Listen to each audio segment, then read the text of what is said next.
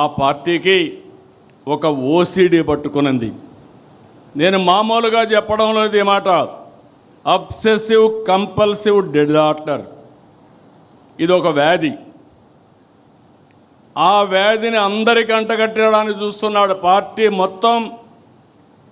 Obsessive compulsive disorder అది ఈరోజు credit చోరీ డిజార్డర్గా కూడా తయారైన అందులో భాగమే ఇది.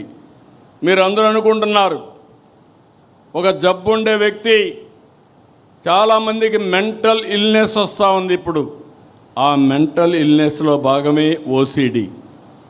అలాంటి వాళ్ళకు ఏది పట్టుకుంటే అదే, దేన్ని లెక్క పెట్టుకోరు.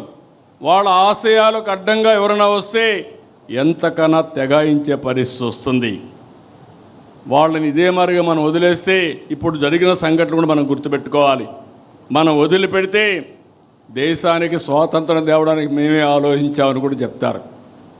అది నమ్మతారని కాదు, వాళ్ళ మనస్తత్వం.